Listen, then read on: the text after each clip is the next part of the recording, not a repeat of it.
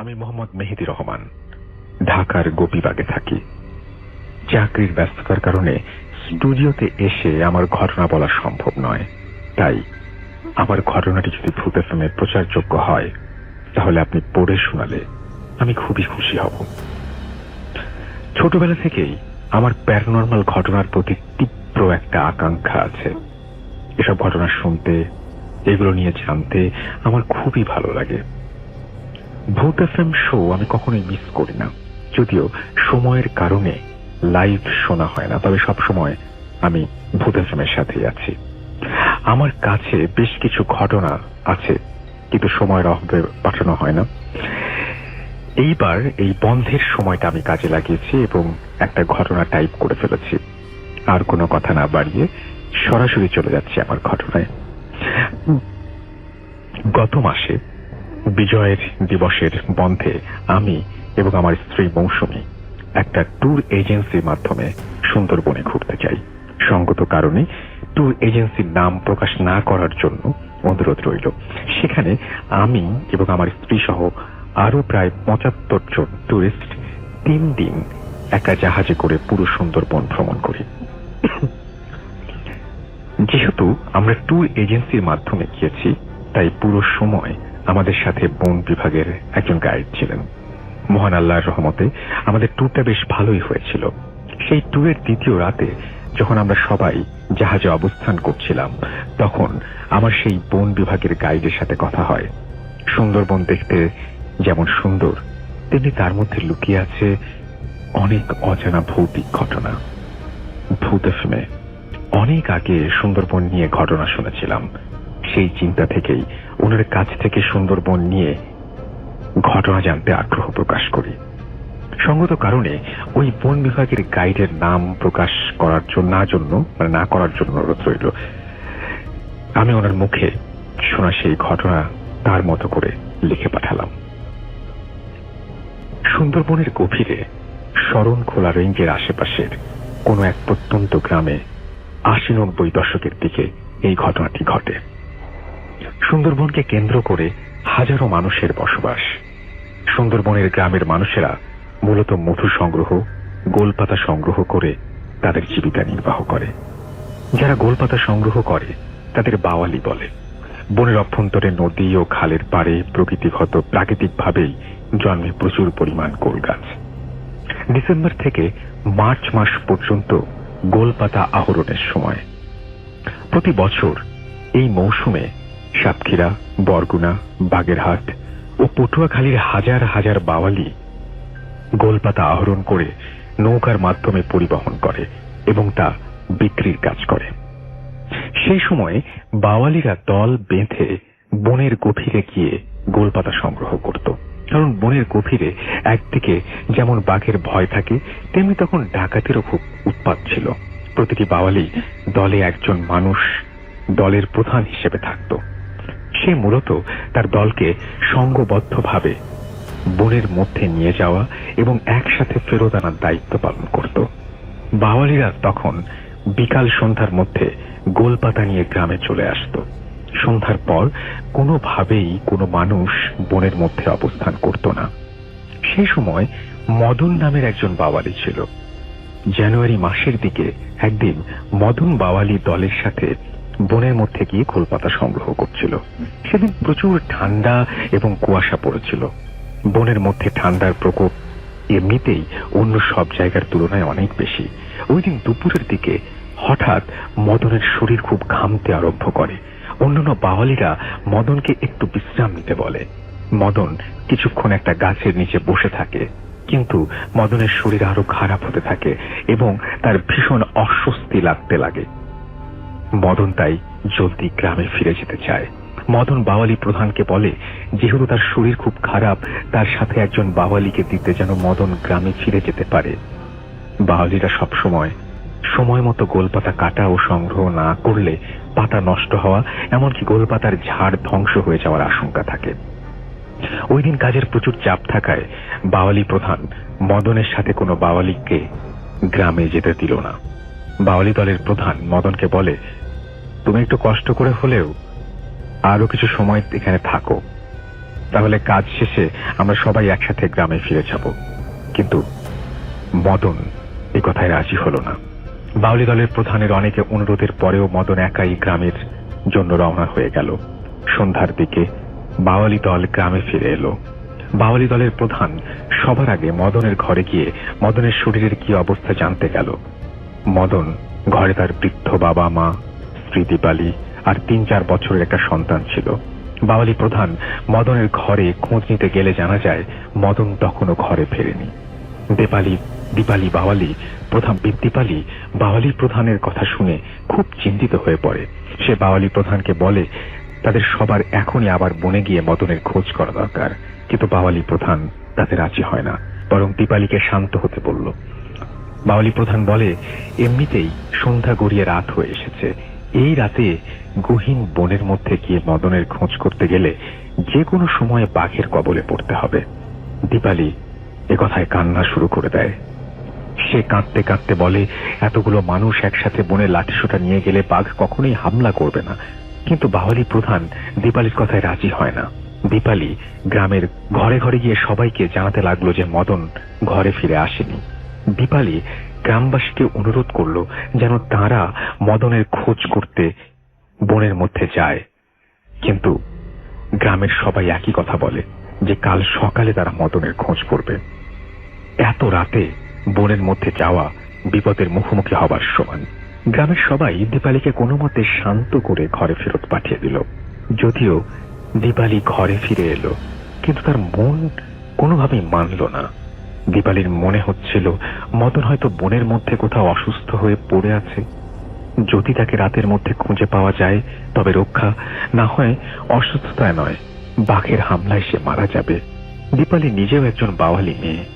বাচ্চা হবার আগে সে নিজেও খোলপাতা সংগ্রহ করত। দীপালি নিজেও সেই রাতে একা বনের মধ্যে যাওয়ার সিদ্ধান্ত নেয়।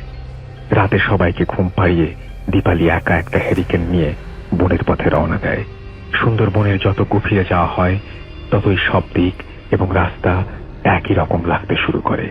দিনের বেলায় মাঝে মাঝে মানুষ দিকভ্রমের শিকার হয়, সেখানে রাতের বেলা পথ চিনে যাওয়া রীতিমতো অসম্ভব। দীপালি ধীর পায়ে বাউলিরা যে পথে বনের মধ্যে যায় সে পথ ধরে এগিয়ে যেতে থাকে। হ্যারিকেনের আলোতে তেমন কিছু দেখা যাচ্ছিল না, কিন্তু দীপালি অনেকটা অন্ধকারে ঢিল ছোড়ার মতন পথ চিনে চিনে এগিয়ে যাচ্ছিল। আশেপাশের খুটখুটে অন্ধকার আর ঝিঝি পোকার শব্দ, মাঝে মাঝে দূর থেকে শেয়ালের ডাক শোনা যাচ্ছিল। শীতের ঘন কুয়াশার মধ্য থেকে দীপালি এগিয়ে যাচ্ছিল এবং মাঝে মাঝে মদনের নাম ধরে ডাকছিল, মদন। ঠান্ডা বাতাস দীপালির শরীরের হাড় পর্যন্ত কাঁপিয়ে দিচ্ছিল। গ্রাম থেকে মোটামুটি অর্ধেক পথ এগিয়ে যাবার পর দীপালি দেখল চাঁদের আলোতে আশেপাশের মন খানিকটা দেখা যাচ্ছে। দীপালি আশেপাশে ভালো করে তাকিয়ে দেখল কেউ নেই। সামনের দিক বন আরো গভীর হবে। দীপালি সামনের দিকে যেই পা বাড়ালো তার মনে হচ্ছিল পেছন থেকে কেমন যেন একটা খচখচ আওয়াজ আসছে। দীপালি পিছে ফিরে তাকিয়ে হ্যারিকেনের আলোতে দেখল কেউ নেই। দীপালি আরেকটু সামনে যেতেই পাশের ঝোপগুলো নড়ে উঠল।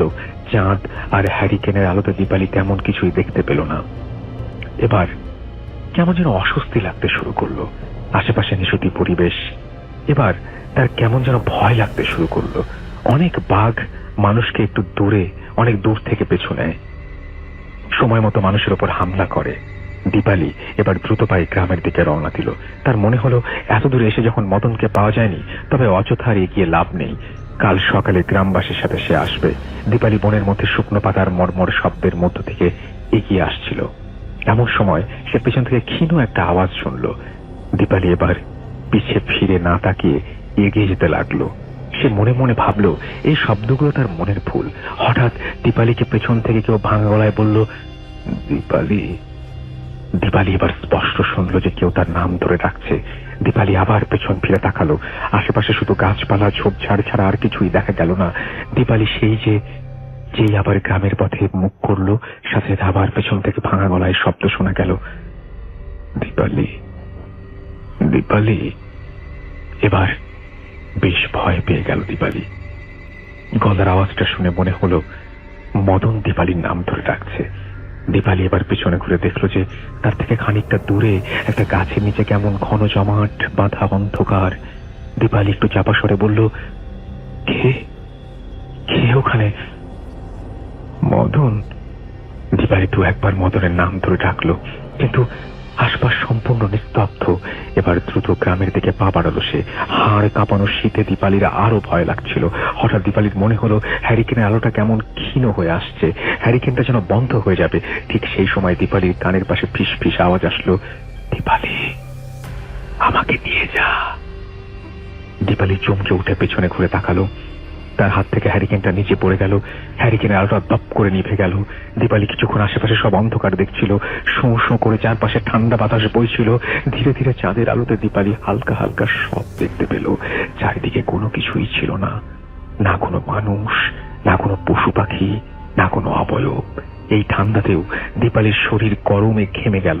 নিজেকে স্থির করে একটু নিঃশ্বাস নিয়ে দীপালি আবার গ্রামের দিকে পা টিপে টিপে এগোতে লাগলো।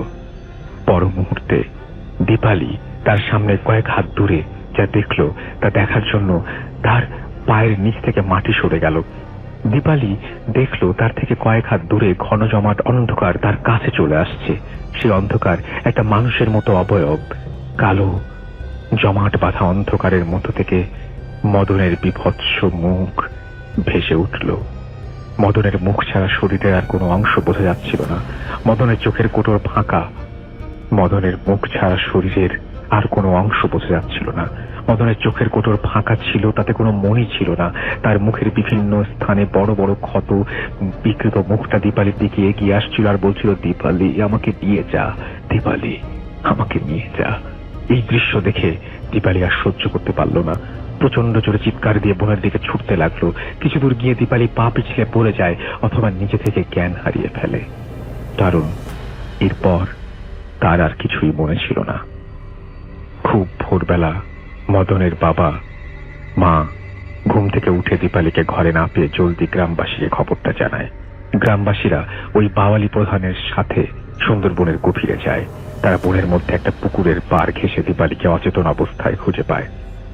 দীপালির শরীরে প্রচন্ড জ্বর ছিল। মদনের লাশ পাওয়া যায় বনের অনেকটা ভেতরের দিকে। তার চোখ দুটো উপড়ে ফেলা হয়েছিল। মুখের বিভিন্ন অংশ ক্ষত দেখে সবাই ধারণা করছিল কোনো শকুন অথবা কোনো পাখি মাংস খুবলে খেয়ে ফেলেছিল। মদনের চেহারাটা খুব বিকৃত ছিল। অসুস্থতার কারণে মদন হয়তো বনের মধ্যেই স্ট্রোক করে মারা গিয়েছিল। এরপর তার মৃত লাশটাকে বন্য পশু বা শকুন খুবলে খেয়ে বিকৃত করেছে। দীপালিকে গ্রামে নিয়ে আসার 2 দিন পর দীপালির জ্ঞান ফিরে আসে। দীপালি তখন গ্রামবাসীকে তার সব ঘটনা খুলে বলে। দীপালির জ্বর কোনোভাবে কমানো সম্ভব হয়নি। কয়েকদিন পর দীপালি মারা যায়। ঘটনা এখানে শেষ হতে পারত, কিন্তু তা হলো না। এরপর সন্ধ্যার পর ওই গ্রামের কোনো মানুষ বনের মধ্য দিয়ে গ্রামে ফিরতে গেলেই প্রায় মদনের গলার আওয়াজ পেত। ফিস ফিস করে মদন বলছে, আমাকে নিয়ে যা, আমাকে নিয়ে যা। এমনকি ভর দুপুরেও বাওয়ালিরা মদনের ডাক শুনছে। এই কারণে বাওয়ালি এবং গ্রামবাসীর মধ্যে একটা ভয় কাজ করে। গ্রামবাসীরা ওঝার কাছে গিয়ে সব ঘটনা খুলে বলে। ওঝা বলে, মদনের শেষ ইচ্ছা ছিল সে গ্রামে ফিরে আসবে, কিন্তু তা পারেনি। তাই মদনের অতৃপ্ত আত্মা কোনো বাওয়ালিকে গ্রামে ফিরে আসতে দেখলেই তার সঙ্গ নিয়ে যেতে চায়। এই ছিল ঘটনা। ভালো লাগলে অবশ্যই পড়ে শোনাবেন। আপনাকে অনেক ধন্যবাদ। দোয়া করি ভূত FM এভাবেই বছরের পর বছর চলতে থাকুক। ভালো থাকবেন। নাম এবং ঠিকানা মেহেদি রহমান, জেলা বরিশাল, বাকেরগঞ্জ থানাধীন কবাই ইউনিয়নের একটি গ্রাম শিয়ালঘুরি। এই গ্রামের হাই স্কুলের আশপাশেই একটা বড় গোষ্ঠী বা বাড়ি আছে।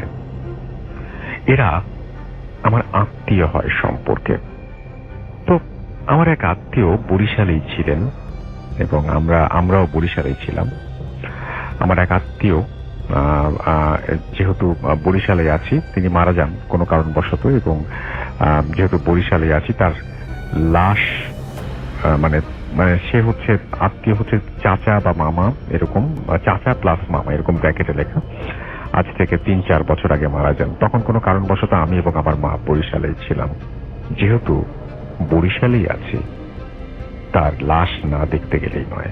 সামাজিকতা রক্ষার্থে আমি আর আমার মা সে বাড়িতে গিয়ে উপস্থিত হই।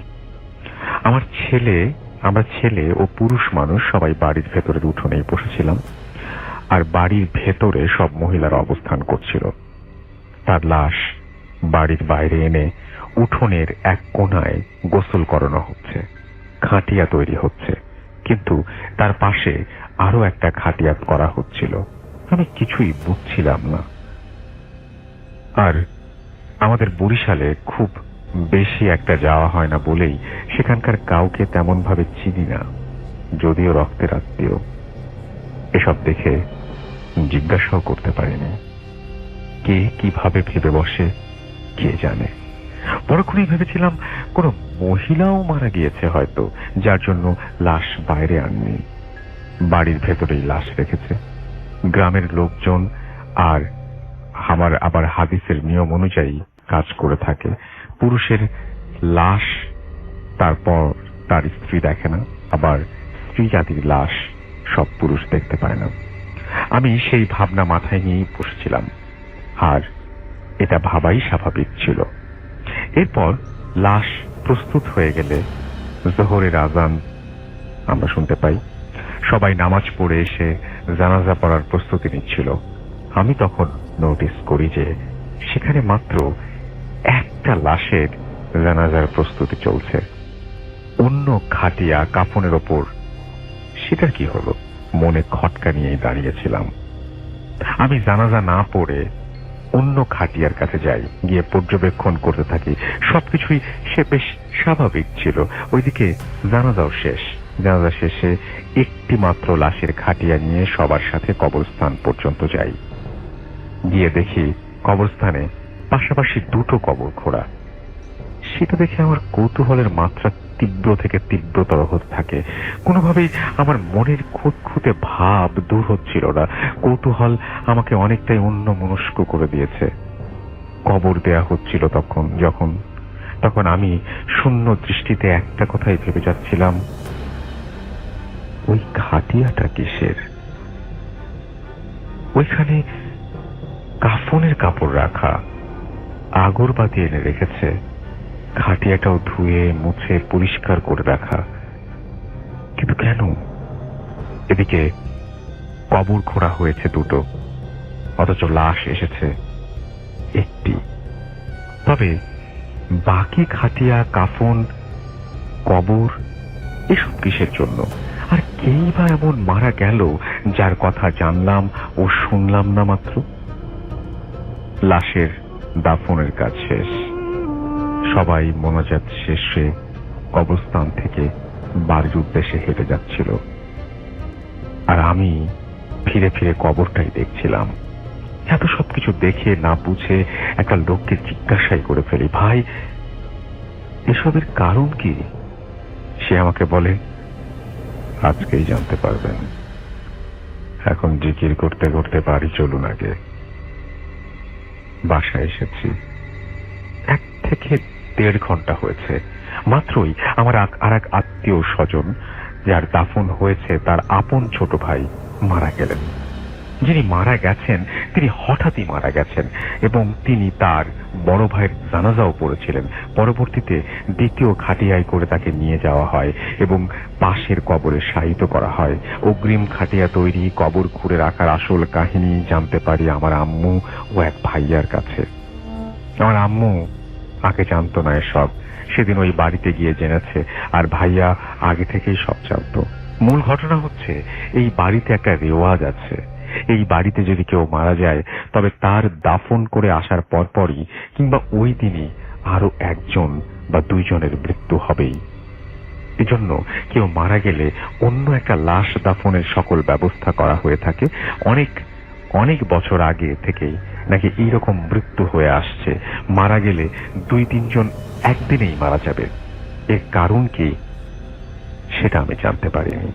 হয়তো সামনের কোনো একটা সময়ে আবার শুনতে পারবো কে কে মৃত্যুবরণ করেছে। ঘটনাটি আমার আত্মীয়ের বাড়ির ঘটনা। আমি জায়গার নাম উল্লেখ করে দিয়েছি, খোঁজ নিয়ে দেখতে পারেন। ভালো থাকবেন। ঘটনাটি যদি ভালো লেগে থাকে পড়ে শোনাবেন। ধন্যবাদ আমাদের সাথে থাকার জন্য। আশা করছি এই গল্পগুলো আপনাদের একটু হলেও ভয়ের অনুভূতি দিতে পেরেছে। যারা চ্যানেলে প্রথম এসেছেন তারা অবশ্যই চ্যানেলটি সাবস্ক্রাইব করবেন এবং ভিডিওটিতে লাইক করবেন। আর আপনারা আপনাদের সাথে ঘটে যাওয়া এই ধরনের ভৌতিক ঘটনাগুলো আমাদের লিখে অথবা অডিও আকারে ইমেইল করতে পারেন। আমরা সেই ঘটনাগুলো অবশ্যই আমাদের চ্যানেলে প্রচার করব।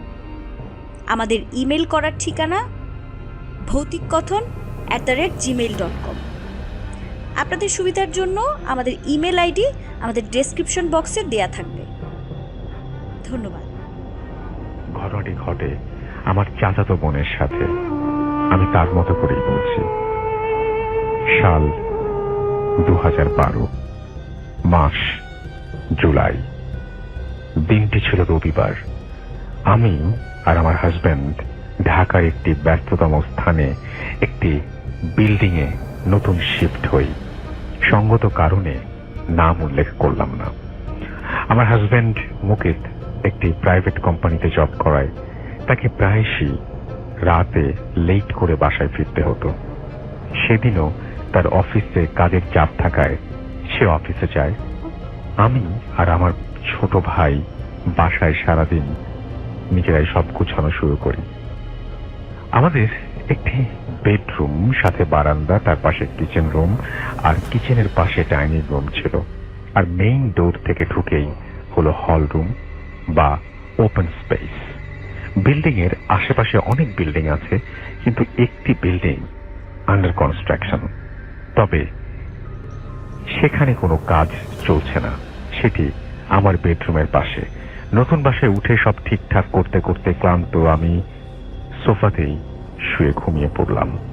হঠাৎ একটা শব্দে আমার ঘুম ভেঙে যায়। চোখ খুলে দেখি চারিদিক অন্ধকার। বুঝলাম কারেন্ট চলে গেছে, কিন্তু শব্দ এখনো আছে। এতটা তীব্র যে আমি ফোনের আলো জ্বেলেই খুঁজতে শুরু করলাম এর উৎস। কেউ চাপা স্বরে গোঙালে যেমন আওয়াজ হয়, আওয়াজটা অনেকটা সেরকম। অন্ধকার হাতড়ে হাতড়ে আমার বেডরুমে গিয়ে উঠলাম। রুমের এক প্রান্তে কেউ একজন দাঁড়িয়ে আছে। ভাবলাম আমার ভাই। বললাম, কিরে তুই এই অন্ধকারে কি করছিস? ও কোনো উত্তর দিল না।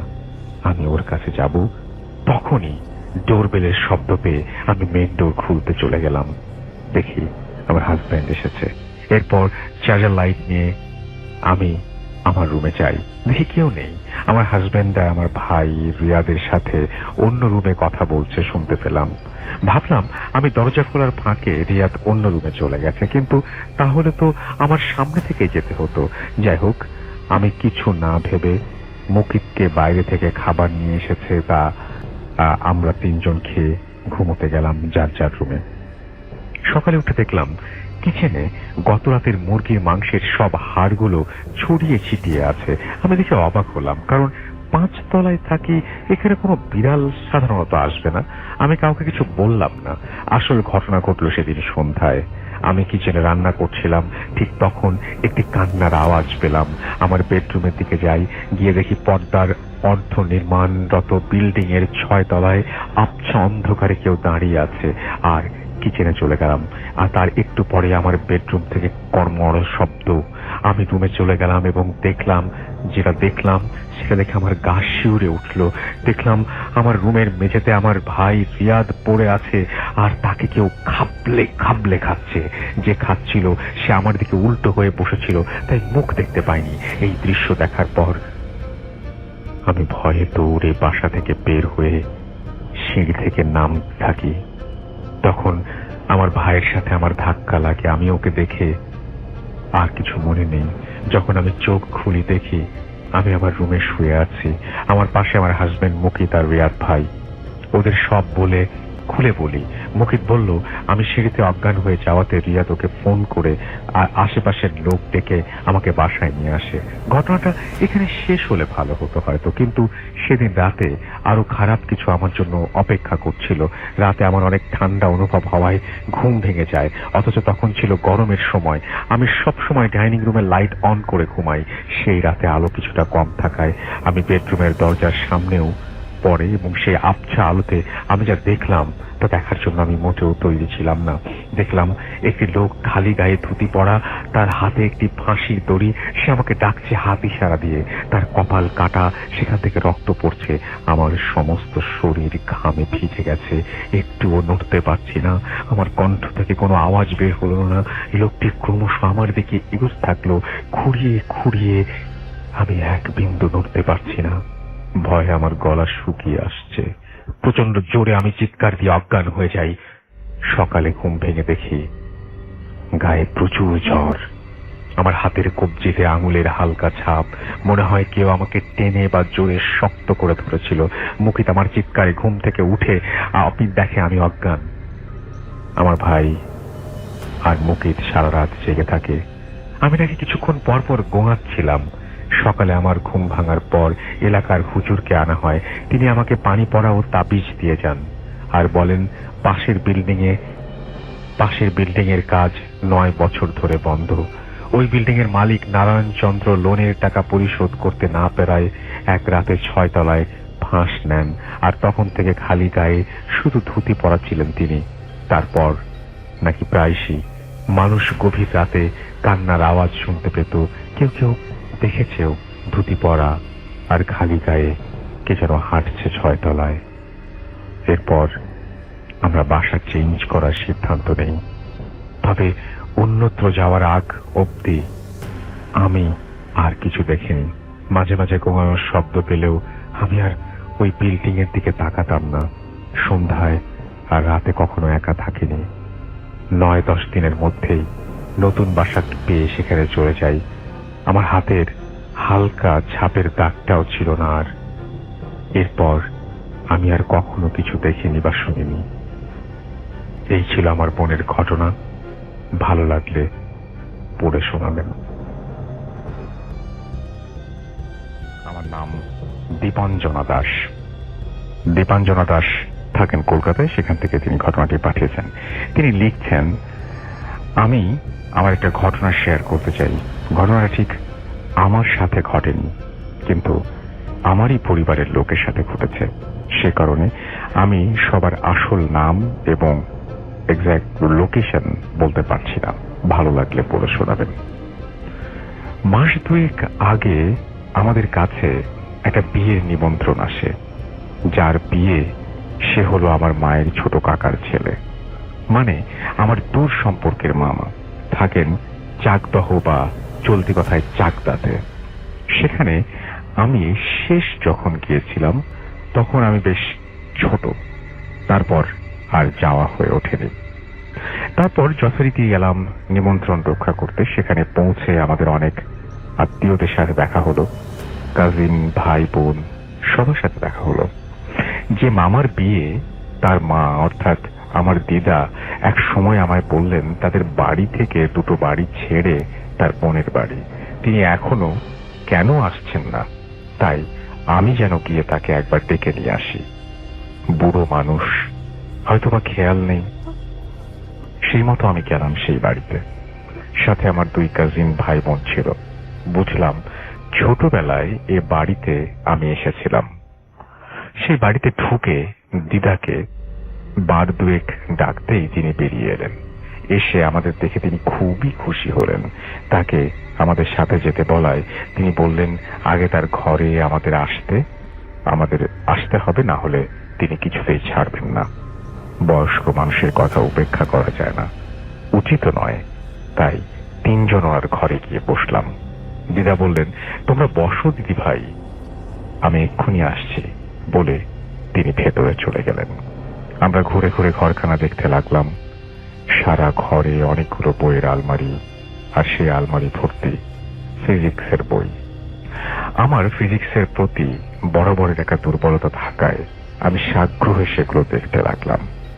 দেখতে দেখতে দেয়ালে ঝোলানো একটা ছবির দিকে আমার চোখ আটকে গেল। একজন বছর 30-এর ভদ্রলোকের ছবি। ফর্সা রং, লম্বা নাক, শক্ত চোয়াল, ঘন ভ্রুর নিচে উজ্জ্বল দুটো চোখ। সেই চোখে দীপ্তিময় দৃষ্টি, সেই দৃষ্টিতে বুদ্ধিমত্তার ছাপ স্পষ্ট। ছবিটা দেখে চেনা চেনা লাগলো, কিন্তু ঠিক মনে করতে পারলাম না। তার পাশেই আরেকটি ছবি। এই ছবিটা বেশ পুরনো, আমার বয়সী এক যুবকের ছবি। সুন্দর, সুগঠিত, সুঠাম চেহারা, পরনে জার্সি আর হাফ প্যান্ট, পায়ের নিচে একটা ফুটবল। এই ছবিটার দিকে তাকিয়ে আমার দাঁ করে মনে পড়ে গেল, আরে এ তো তাপস মামা। ছোটবেলায় সে যেবার শেষ এসেছিলাম, এই মামার সাথে আমার খুব ভাব হয়ে গিয়েছিল। আরো মনে পড়ল তিনি ছিলেন পদার্থবিদ্যার ছাত্র, ভীষণ মেধাবী বলে আমাদের পরিবারে তার বেশ একটা নাম ছিল। দারুণ ভালো ফুটবল খেলতেন। গতবার আমায় তিনি সাথে করে তার ফুটবল খেলার মাঠেও নিয়ে গিয়েছিলেন মনে পড়ল। কিন্তু তিনি কোথায়? বিয়ে বাড়িতে তো দেখলাম না। এই কথা মনে হতেই কার একটা পায়ের শব্দে পেছন ফিরে তাকালাম। প্রথমে ভেবেছিলাম দিদা এসেছেন বুঝি, কিন্তু সেদিকে তাকিয়ে আমার ভুল ভাঙলো। দেখলাম একজন রোগাটে গড়নের লোক পাশের ঘরে যাবার দরজায় দাঁড়িয়ে আমাদের দিকে তাকিয়ে অল্প অল্প হাসছেন। তার পরনে পাঞ্জাবি পাজামা, চুলগুলো বেশ বড়, কাঁধ ছাড়িয়ে নেমে এসেছে। আমরাও তার দিকে তাকিয়ে সৌজন্যমূলক হাসি হাসলাম। তিনি এবার ঘরের ভেতরে ঢুকে এলেন। এসে রিনরিনে গলায় বললেন, তোমরা কোথায় থাকো? এই কথা শোনার পর আমার ভাই আর আমার মন হাতের তলার মুখ চেপে খিক খিক করে হাসতে লাগলো। তাদের হাসার কারণ ছিল ভদ্রলোকের হাব ভাব, হাঁটা চলা, কথা বলার ধরন সবই পুরো মেয়েদের মতো। আমাদের চারপাশে এমন মানুষ আমরা প্রায়শই দেখি, যারা প্রকৃতিগতভাবে ছেলে বা পুরুষ হয়ে জন্মালেও তাদের ভাব ভঙ্গি, চাল চলন সবটাতেই নীলই ছাপ থাকে। তাদের নিয়ে অধিকাংশ ক্ষেত্রেই ঠাট্টা বিদ্রুপ করা হয়, কিন্তু সেটা তাদের ইচ্ছাকৃত নয়, পুরোটাই হরমোনের তারতম্যের জন্য হয়ে থাকে। এটা আমরা জেনেও না জানার মতো করে তাদের নিয়ে মজা করি। এটা যে প্রকৃতিরই একটা খেলা সেটা আমরা ভুলে যাই তারা আমাদের মশকরার পাত্র নয়। আমি ওদের দিকে তাকিয়ে চোখের ইশারায় হাসতে না করলাম। যেহেতু আমি ওদের থেকে বয়সে বড়, তাই তাদের শাসন করার দায়িত্বও আমার। ওদের হাসি আমাদের সামনে বসা দুটি মানুষও দেখছেন। তাকে দেখেই ওরা হাসছে সেটাও তিনি বুঝছেন। তিনি একই রকম ভাবে মেয়েলি ভঙ্গিতে বললেন, এই তোরা হাসছিস কেন রে, অসভ্য কোথাকার। কথাটা বলার সময় তিনি হাতের বিশেষ এক ভঙ্গিতে তার মনের সামান্য অভিমান ব্যক্ত করলেন। তার হাতের মুদ্রাও নারী সুলভ। লক্ষ্য করলাম তার হাতের নখগুলো লম্বা, তাতে হালকা রং লাগানো। ইনি নেল পলিশ পরেছেন। আমার ভাই বোনগুলো হাসির থামানো গেল না। আমি বেশ বুঝতে পারছিলাম ফচকে ছেলে মেয়ে দুটো আমার পেছনে দাঁড়িয়ে ক্রমাগত ফ্যাঁচ ফ্যাঁচ করে হেসে চলেছে। লোকটি এবার তাকিয়ে বলে উঠলেন, ও মা, তোমার কানের দুলটা কি সুন্দর, আমায় এমন একটা এনে দিতে পারবে? আমি কি বলবো ঠিক বুঝতে পারলাম না, কেবল হেসে ঘাড় নেড়ে সম্মতি দিলাম। তিনি আমার সাথে আরো অনেক কথা বলতে লাগলেন, সেগুলোর প্রায়ই সব সাজগোজ বিষয়ক। এবার আমার বেশ অস্বস্তি হচ্ছিল। তার কারণ হলো সামনে বসা মানুষটা আমায় সমানে নকল করে চলেছে। আমি যেভাবে বসছি তিনিও ঠিক সেভাবে বসছেন। আমার বসার ভঙ্গি পরিবর্তন করলে তিনি হুবহু সেইভাবে সরে বসছেন। আমি গাল চুলকালে তিনিও তাই করছেন। আমি কানের পিঠে চুল সরালে তিনিও সঙ্গে সঙ্গে তাই করছেন। অর্থাৎ তিনি আমায় একেবারে আয়নার মতো অনুকরণ করে চলেছেন। মুখে কিছু বলতে পারছিলাম না, কেবলই উসখুস করছিলাম। এমন সময় দিদা 3 পেয়ালা চা নিয়ে ঢুকলেন। ঢুকেই তিনি ওই লোকটিকে বললেন, তুই এখানে কি করছিস, যা ভেতরে যা। তার কথা শুনে লোকটি বলল, যাচ্ছি বাবা যাচ্ছি। উফ, তুমি না সত্যি কেমন যেন করো। আমি ঘর থেকে বেরোলে একটু লোকের সাথে কথা বলছি, তাও ভালো লাগে না। লোকটি আবার সেই মেয়েলি ভঙ্গিতে দ্রুত ভেতরে চলে গেল। দিদা চায়ের কাপ সময়েত ট্রেটা টেবিলে নামিয়ে রাখতে রাখতে বসলেন। আমি জিজ্ঞেস করলাম, উনি কে দিদা? দিদা একটা দীর্ঘশ্বাস ছেড়ে বললেন, চিনতে পারোনি তাই না? আসলে তোমারই বা দোষ কি? আমি নিজেই এখন ওকে চিনতে পারছি না। দিদা আঁচলে মুখ চেপে আবার বললেন, ও আমার ছেলে তাপস। তোমার তাপস মামা?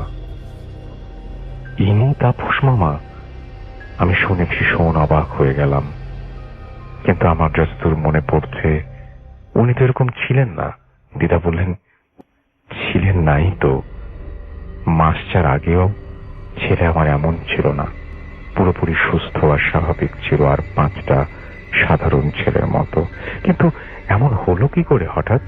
যতদূর জানি এই ধরনের হরমোন প্রবলেম যদি কারো থেকে থাকে সেটা অনেক ছোট থেকেই ধরা পড়ে। এতদিন পর প্রাপ্ত বয়স্ক একটা মানুষের আচমকা এরকম পরিবর্তন হয় বলে শুনিনি।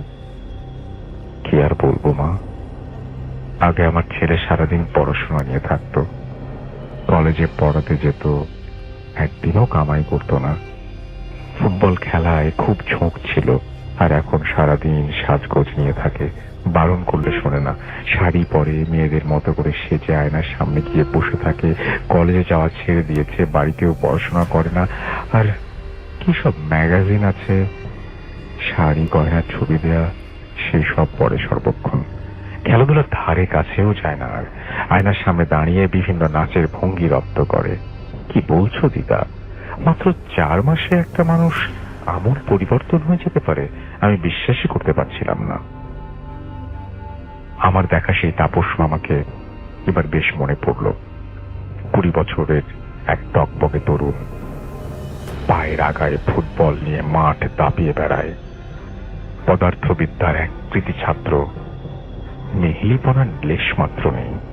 সেই মানুষ, দেয়ালে টাঙানো ছবির মানুষ, আর খানিকক্ষণ আগে দেখায় এই মানুষের মধ্যে কোনো মিলই নেই, বরং আকাশ পাতাল তফাৎ। দিদা বললেন, তার উপর এক বিচ্ছিরি স্বভাব হয়েছে। সামনে কোনো মেয়ে দেখলেই তাকে নকল করবে, সে যা করবে হুবহু তাই নকল করবে।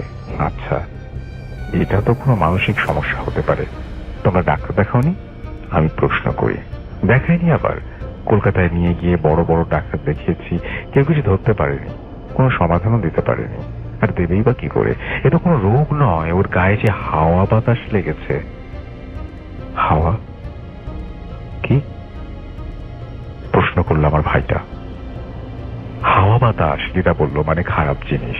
সেই যে বেড়াতে গেল, সেখানে গিয়ে এসব সঙ্গ করে নিয়ে এসেছে। আমরা ওর জন্য মেয়ে দেখতে গিয়েছিলাম, ভেবেছিলাম এবার ছেলের বিয়ে দিয়ে বউয়ের হাতে সংসার তুলে দেব, কিন্তু কি যে হয়ে গেল।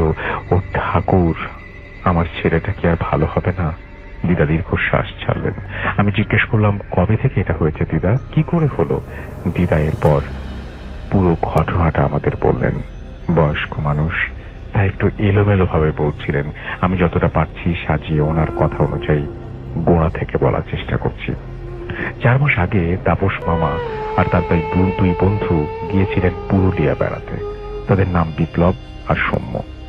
বিপ্লব নামের বন্ধুটি তার নববিবাহিতা স্ত্রীকে নিয়ে, আর অন্য বন্ধুটি সৌম্য তার এক ছোট ভাগ্নেকে নিয়ে সঙ্গে নিয়ে গিয়েছিলেন। সেখানে তাদের থাকার ব্যবস্থা হলো একটা ছোট বাগান বাড়িতে। সেটা ঠিক করে দিয়েছিলেন মামারি কলেজের কোন এক প্রফেসর, তার এক আত্মীয়ের সম্পত্তি। এমনিতে ভাড়া দেওয়া হয় না কাউকে, কিন্তু মামার সাথে ভালো পরিচয় আছে বলে তিনি সব ঠিকঠাক করে দিয়েছিলেন বলে কয়ে। মামারা তার পূর্ব পরিকল্পনা অনুযায়ী 5 জন মিলে উঠলেন সেই বাগান বাড়িতে। প্রথম দিন তেমন কিছু ঘটেনি। দ্বিতীয় দিন থেকে কিছু অদ্ভুত ব্যাপার লক্ষ্য করতে শুরু করলেন মামা। বাড়িটার সামনের বড় বাগানে একটা বেশ বাহারের দোলনা আছে। বিকেল বেলায় বিপ্লব মামার স্ত্রী নীলিমা দেবী তাইতে বসে মনের সুখে দোল খাচ্ছিলেন। এটা তাপস মামা সহ সকলেই দেখেছিলেন।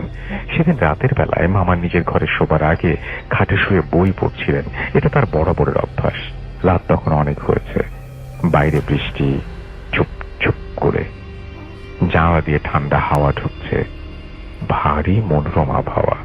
মামা ভাবলেন ঘুমানোর আগে একটু বারান্দায় গিয়ে দাঁড়ানো যাক। শীতল বাতাস আর সোঁদা গন্ধ মাটির প্রাণ ভরে উপভোগ করতে তিনি বাইরে গেলেন। বৃষ্টি বেশ জোরেই পড়ছে।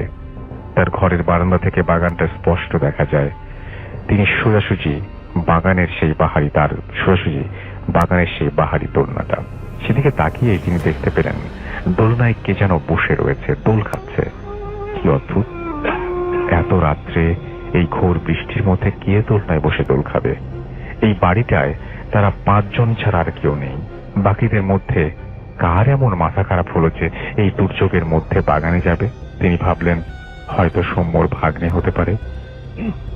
বাচ্চা ছেলে, অনেক সময় বৃষ্টিতে ভিজতে ইচ্ছে করে। এই বয়সে অনেক উদ্ভট খেয়াল মাথায় চাপে। তিনি চেঁচিয়ে ডাকতে যাবেন, এমন সময় চারিদিক আলোকিত করে বিদ্যুৎ ঝলকে উঠল। সেই আলোতে তিনি স্পষ্ট দেখতে পেলেন দোলনায় বসে সৌম্যর ভাগ্নে নয়, বিপ্লবের স্ত্রী নীলিমা দেবী। নীলিমা দেবী তার দিকে পিঠ করে বসে বিকেলের মতো একইভাবে দোল খাচ্ছেন। সেই একই শাড়ি তার পরনে, একই রকম ভাবে তার কায়দা করে চুল কাটা। মনে হলো বিকেল বেলা তিনি যা দেখছিলেন সেটারই পুনরাবৃত্তি ঘটছে। তিনি কিছুক্ষণ কি করবেন বুঝতে পারলেন না। তিনি ওনাকে ডাকবেন নাকি ওনাকে নিজের মতো ছেড়ে দেবেন। ভাবতে ভাবতে হঠাৎ দেখলেন দোলনাটা ফাঁকা, সেখানে কেউ নেই। অথচ তিনি সেখান থেকে কাউকে উঠে যেতে দেখেননি। মামা নিজের মনের ভুল মনে করে ঘরে চলে এলেন, যদিও তার মনে একটা খচখচানি থেকেই গেল। পরের দিন সকালবেলা মামা নীলিমা দেবীকে কথাটা জিজ্ঞেস করলেন। তিনি তো শুনে পুরো অবাক। নীলিমা দেবী সেই সময় নিজের ঘরে ঘুমিয়ে কাদা। তাছাড়া অত বৃষ্টির মধ্যে মাঝরাত্রে কোনো পাগল ছাড়া কেউ দোলনায় দোল খাবে না। তিনি ঘুমের ঘোরে ভুল দেখছেন বলে তারা সবাই মজা করতে লাগলো। মামাও ব্যাপারটা গম্ভীরভাবে নিলেন না, যদিও নেওয়া উচিত ছিল। সেদিন তারা ঠিক করলেন বাইরে বাগানে পিকনিক করবেন। তাদের জন্য মামার 2 বন্ধু গেলেন বাজারে। মামা, নীলিমা দেবী আর ভাগ্নে রইলেন। তারা বাজারে যাবার পর মামা বসে বই পড়ছিলেন। সেই সময় নীলিমা দেবী এসে জিজ্ঞেস করলেন, আমার বড্ড মাথা ধরেছে, আমি চা বানাচ্ছি, তোমার জন্য বানাবো? মামা হ্যাঁ বলতে তিনি চা করতে গেলেন। কয়েক মুহূর্ত পরে তিনি গলা বাড়িয়ে জিজ্ঞেস করলেন, তাপস, তোমার চায়ে আদা দেবো তো? মামা সম্মতি জানাতে তিনি তাদের দুজনের জন্য আলাদাভাবে চা নিয়ে আসলেন। সেদিনই বিকেলে তারা কাছাকাছি জায়গায় কোথাও ঘুরে আসার পরিকল্পনা করলেন। কিন্তু তাপস মামার শরীর তেমন ভালো লাগছিল না, কেমন ম্যাচ করছিল। তিনি আর গোসলে না গিয়ে বাকিদের সাথে বাগান বাড়িতে সম্পূর্ণ একা রইলেন। মামা নিজের ঘরে শুয়ে গান শুনছিলেন। এমন সময় দরজায় কেউ দাঁড়িয়ে। তিনি চোখ খুলে সেদিকে চাইতেই দেখতে পেলেন হুবহু নীলিমা দেবীর মতো একজন সেখানে গলা বাড়িয়ে তাকিয়ে আছেন। মামা সেদিকে তাকাতেই বললেন, তাপস, তোমার চায়ে আদা দেব তো? তিনি চমকে বিছানার উপরে উঠে বসলেন। উঠে বসার সাথে সাথে তার দরজার দিকে তাকিয়ে মহিলা যেন কোথায় মিলিয়ে গেল। সারা বাড়িতে এখন কেউ নেই। তবে একটু আগে মামা যাকে দেখলেন সে কে? একেবারে সকালের মতো করে একইভাবে তাকে জিজ্ঞেস করলো চায়ে আদা দেবার কথা। এ কোনো ভিডিওর রেকর্ডকে পুনরায় চালিয়ে দিয়েছে কেউ। মামা ভীষণ অবাক হলেন। এগুলো হচ্ছে, কিছু একটা হচ্ছে, এটা তিনি বুঝতে পারছিলেন না। বাকিরা ফিরে আসার পরেও তিনি কিছু বললেন না, যদি আবার তারা তাকে নিয়ে মজা করে। এরপর সকালবেলা তাদের অযোধ্যা পাহাড়ে যাবার কথা। সবাই তৈরি হয়ে গিয়েছে, কিন্তু স্বাভাবিকভাবেই নীলিমা দেবী তখনও ওঠেননি। তাপস মামা তাকে তাগাদা দিতে ঘরে গিয়ে বলেন, বৌদি, তোমার আর কত দেরি? মামা দেখলেন নীলিমা দেবী তখন আয়নার সামনে বসে চুল আঁচড়াচ্ছেন। তিনি বললেন, এই তো হয়ে গেছে, এক্ষুনি আসছি। তিনি আরো খানিক পর তৈরি হয়ে এলেন এবং তারা ঘুরতে চলে গেলেন। ফিরে এসে তারা রাতের খাবার খেয়ে সবাই বাইরে বাগানে বসে গল্প করছিলেন। রাত তখন প্রায় 10টার কাছাকাছি। মামা বাথরুমে যাবার জন্য ঘরের ভেতরে এলেন। বাকিরা তখনও বাইরে গল্পে মুশগুল। বাথরুমে যেতে গেলে নীলিমা দেবীর ঘরের সামনে দিয়ে যেতে হয়। সেই ঘরে আলো জ্বলছিল। যাবার সময় মামা সেই দিকে চোখ পড়তে তিনি অবাক হয়ে গেলেন। তিনি দেখলেন আয়নার সামনে বসে আছেন নীলিমা দেবী, ঠিক সকালের মতো। তিনি একইভাবে সেখানে বসে চুল আঁচড়াচ্ছেন। তার পরনের শাড়িটিও এক। সকালের দৃশ্যের সাথে এখনকার দৃশ্যের কোনো তফাৎ নেই। কিন্তু নীলিমা দেবী কখন ঘরে ঢুকলেন? তার থেকেও বড় প্রশ্ন হলো, বাইরে বসে যে নীলিমা দেবী গল্প করছেন তার পরনে রয়েছে অন্য পোশাক। তিনি মুহূর্তের মধ্যে পোশাক পরিবর্তন করে ঘরের ভেতরে কি করে আসবেন? এত অবধি উচিত ছিল কিন্তু আয়নার সামনে বসে থাকা নীলিমা দেবী যখন অবিকৃতভাবে সকালের মতো করে বলে উঠলেন, এই তো হয়ে গেছে, এক্ষুনি আসছি, তখন আর তিনি দাঁড়িয়ে থাকবার সাহস পেলেন না। তিনি সঙ্গে সঙ্গে ছুটে বেরিয়ে আসেন। এসে দেখেন তারা সবাই আগের মতো গল্পগুজব করছে, সেখানে নীলিমা দেবীও। তার পোশাকের কোনো পরিবর্তন হয়নি। তাকে দেখে মনে হচ্ছিল না তিনি এখান থেকে কোথাও গিয়েছিলেন। মামা তবুও প্রশ্ন করলেন, বৌদি তুমি কি এই মাত্র ঘরে গিয়েছিলে? আমি কই না তো, আমি তো এখানেই বসেছিলাম। মামা এবার বেশ ভয় পেয়ে গেলেন। তবে একটু আগে ঘরের ভেতরে তিনি কাকে দেখলেন, আগের দিন দরজার বাইরে কে ছিল, আর সেদিন রাতে দোলনাতেই বা কে ছিল? সে কেন নীলিমা দেবীকে নকল করে? সেদিন রাতে মামা নিজের ঘরে শুয়েছিলেন, তার কিছুই ঘুম আসছিল না। তিনি কেবল বিছানার এপাশ ওপাশ করছিলেন। একসময় হালকা তন্দ্রা এসে গেল, কিন্তু কিছুক্ষণ বাদেই কিছু একটা শব্দে তার তন্দ্রা ছুটে গেল। তিনি বিছানায় সোজা হয়ে শুয়েছিলেন। চোখ খুলতেই তার চোখ গেল সিলিং এর দিকে। ঘরের আলো আধারিতে তিনি দেখতে পেলেন সিলিং ফ্যান থেকে ঝুলছে একটি মানুষের দেহ। সেই দৃশ্য দেখে তিনি আর সেখানে থাকার সাহস পাননি, চিৎকার করে ঘর থেকে বেরিয়ে যান। তার চিৎকার শুনে বাকিরা বেরিয়ে আসে। ততক্ষণে মামা অজ্ঞান হয়ে গিয়েছেন, তার মুখ থেকে গো গো আওয়াজ বের হচ্ছে। সবাই মামার চোখে মুখে জল দিয়ে জ্ঞান ফিরিয়ে আনেন। তাকে জিজ্ঞেস করা হয় তিনি কেন চিৎকার করছিলেন। তখন তিনি তাদের প্রথম থেকে সবকিছু খুলে বলেন। সব শুনে তারা সবাই খুব আশ্চর্য হয়ে গেলেন, আর নীলিমা দেবী ভয় পেয়ে গেলেন ভীষণ। তিনি আর সেই বাড়িতে থাকতে রাজি হলেন না। অবশ্য তাদের পক্ষে আর থাকা সম্ভবও না, কারণ সেই রাত থেকেই মামার ধুম জ্বর এলো এবং তিনি ক্রমাগত বমি করতে লাগলেন। তার শরীর এতটা অসুস্থ হয়ে পড়ায় তাকে নিয়ে সবাই তড়িঘড়ি করে বাসায় ফিরে এলো। মামা যখন বাড়িতে ফিরে এলেন তখন জ্বরের তাপে তার গা পুড়ে যাচ্ছে। এরপর প্রায় 15 দিন তার জ্বর ছিল। সেই সময় তিনি সর্বক্ষণ বিছানায় পড়ে থাকতেন, ওঠার ক্ষমতা ছিল না। 15 দিন পর তিনি যখন সেরে উঠলেন তখন তিনি স্বাভাবিকের থেকে অনেকটা চুপচাপ হয়ে গেলেন। সবাই প্রথমে ভেবেছিলেন হয়তো শরীর দুর্বল থাকার কারণে এমনটা হয়েছে, কিন্তু তিনি আস্তে আস্তে নিজেকে বাইরের জগৎ থেকে গুটিয়ে নেওয়া শুরু করলেন। কলেজে পড়াতে যেতেন না, মাঠে খেলতে যেতেন না, বন্ধুদের সাথে আড্ডা দিতে যেতেন না। এর পাশাপাশি তার মধ্যে কিছু অদ্ভুত পরিবর্তন আসা শুরু হলো। তিনি চুল বড় রাখতে শুরু করলেন, নখ বড় করতে শুরু করলেন, বাড়িতে কিছু মেয়েদের ম্যাগাজিন আনা শুরু করলেন যেগুলো তিনি আগে কোনোদিনই পড়তেন না।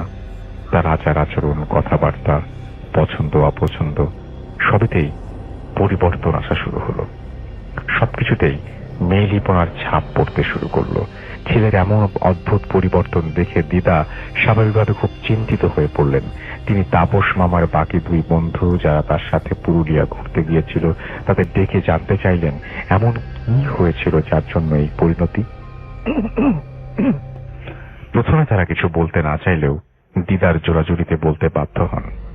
সেখানে যা ঘটেছিল তারা সব বললেন দিদাকে। তাছাড়াও বললেন তারা খোঁজ নিয়েছিলেন তাপস মামার কলেজের সেই প্রফেসরের কাছ থেকে যিনি এই বাগান বাড়ির সন্ধান দিয়েছিলেন। সেই প্রফেসরকে সব জানানোর পরে তিনি বলেন গত বছর সেখানে একটা দুর্ঘটনা ঘটেছিল। বাড়িতে তার যে আত্মীয়ের সেই বাড়িটা, তার পরিবারেরই একটি ছেলে তার বেশ কিছু বন্ধু বান্ধবদের নিয়ে পুরুলিয়া বেড়াতে গিয়েছিল। গিয়ে তারা সেই বাগান বাড়িতেই উঠেছিল। তার দলের একটি ছেলে ছিল যে কিনা স্বভাব চরিত্রে একেবারে মেয়েদের মতো।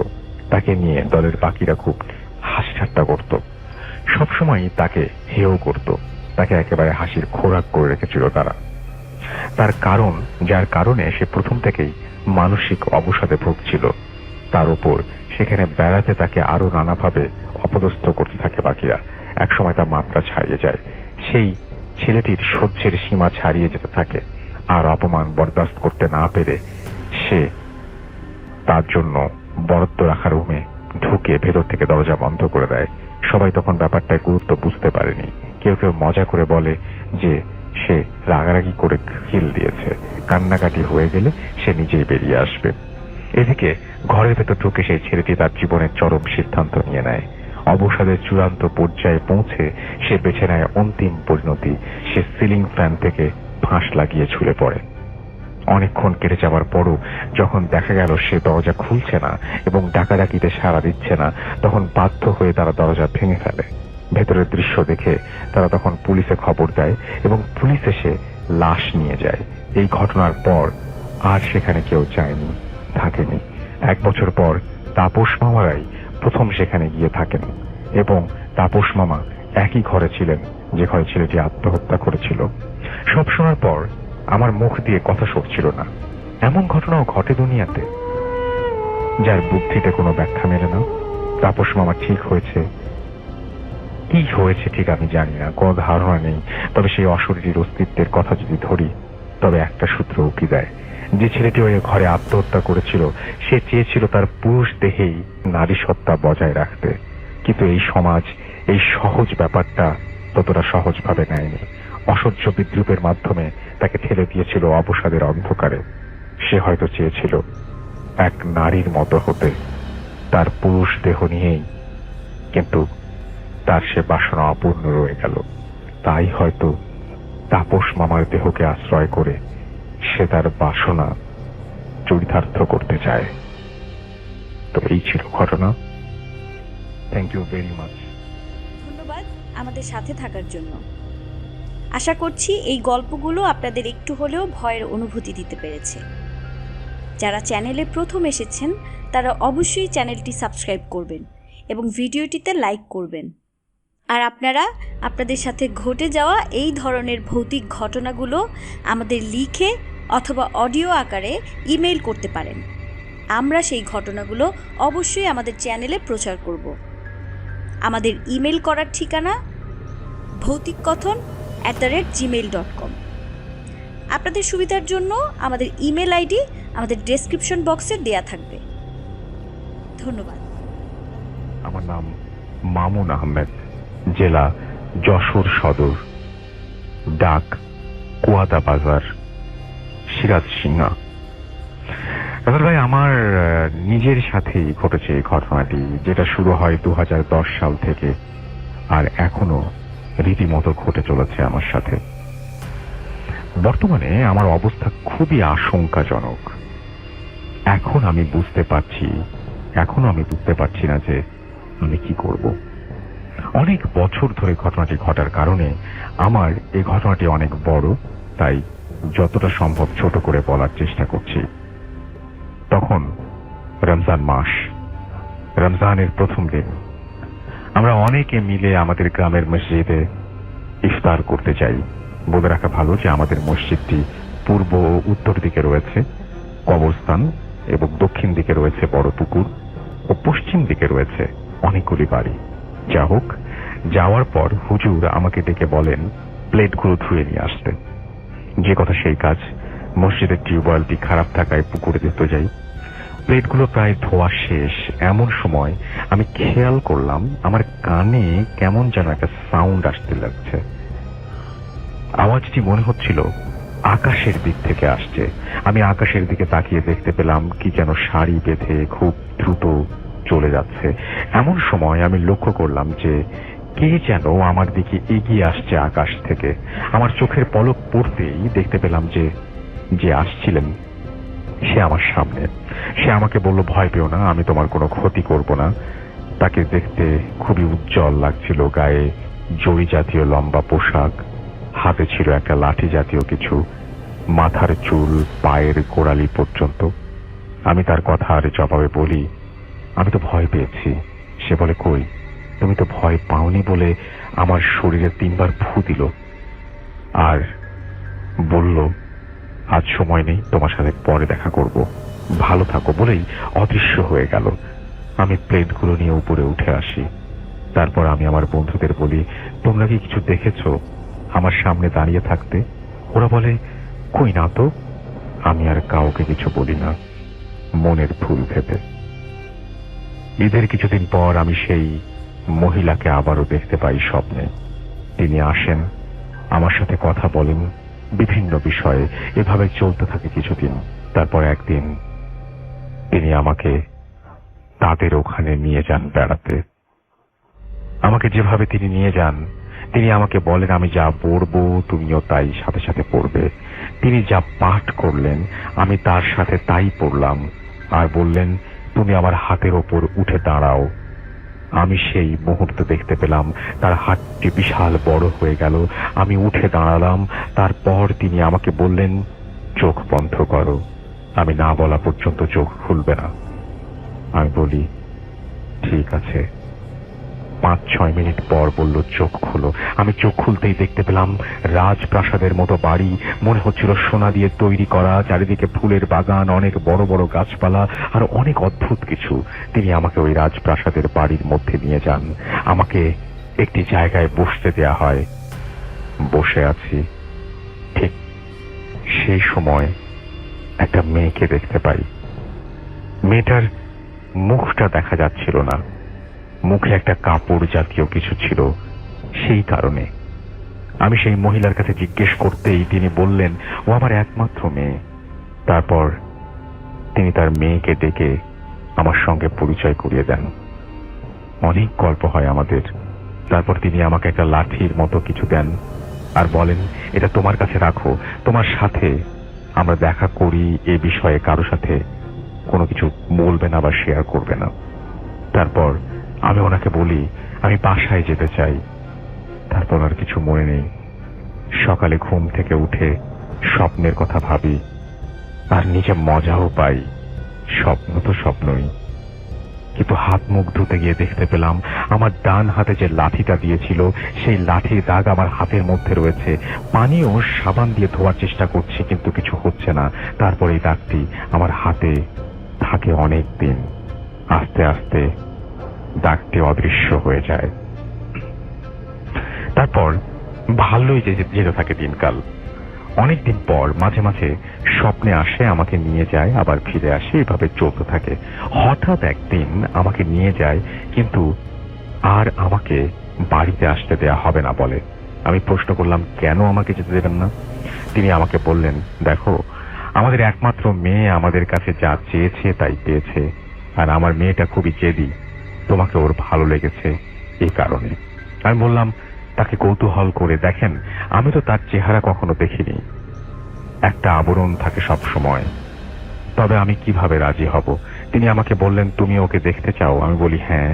তিনি বলেন দেখো আমাদের মধ্যে একটা নিয়ম আছে, দেখতে চাইলে দেখা সম্ভব না, কিন্তু তুমি দেখতে পাবে, তবে সাবধানে, ও বুঝতে পারলে তোমার ক্ষতি হবে। তুমি ওর আশপাশ দিয়ে 7 বার ঘুরবে এবং এক টানে ওর মুখের আবরণটি খুলতে যদি পারো তবে দেখতে পাবে। যে কথা সেই কাজ। অনেক কষ্ট করে আমি এই কাজটি হাসিল করলাম। আবরণটি খোলবার সাথে সাথে দেখি মেয়েটি অদৃশ্য হয়ে গেল। কিছু সময় পর দেখি একটি সুন্দর মেয়ে আমার দিকে হেঁটে এগিয়ে আসছে। ওর পোশাক দেখে আমি চিনতে পারি সে আর কেউ নয়, কেবলমাত্র যার মুখের আবরণটি খুলেছিলাম সেই। ওকে দেখতে এতটাই সুন্দর লাগছিল যে ভাষায় প্রকাশ করতে পারবো না আমি। যাই হোক, সেখানে অনেক কথা হয় আমাদের। একসময় ও রাজি হয় আমার সাথে বাসায় দিয়ে যাওয়ার জন্য, অবশেষে আমাকে রেখে যায়। ঘুম ভাঙলে দেখি আমি আমার বাসার খড় গাঁদায় শুয়ে আছি। এটা দেখে তাড়াতাড়ি নিচে নেমে আসি। তারপর আমি আমার রুমে ঢুকে দেখি ভেতরে থেকে নক করা। আমি আমার ঘরটি বাহির থেকে নকটা খুলতে পারতাম, তাই তাড়াতাড়ি খুলে ভেতরে ঢুকে দেখলাম ভেতরে কেউ নেই। আমি খুব চিন্তায় পড়ে গেলাম, আমার সাথে সব হচ্ছেটা কি? আমি তো রাতে আমার রুমে ঘুমিয়েছিলাম, কিন্তু খড় গাদায় কিভাবে এলাম এসব চিন্তা করতে করতে ঘুমিয়ে পড়লাম। এরপর কিছু দেখি না, অনেক দিন হয়ে গেছে। 2-3 মাস পার হওয়ার পর আমাকে প্রায় দিন নিয়ে যায় ওদের ওখানে। তারপর একদিন আমাকে নিয়ে যায়, আর সেই দিন আমার সাথে যে ঘটনাটি ঘটল সেটার জন্য আমি প্রস্তুত ছিলাম না। ওখানে যাওয়ার পর দেখি একটু অন্যরকম মুডে আছে সবাই, অনেক লোকজন বাড়িতে। আমাকে দেখে ওদের রুমে নিয়ে যাওয়া হয়। তারপর ওর মা আমাকে ডাক দিয়ে নিয়ে যায় আলাদা একটা রুমে।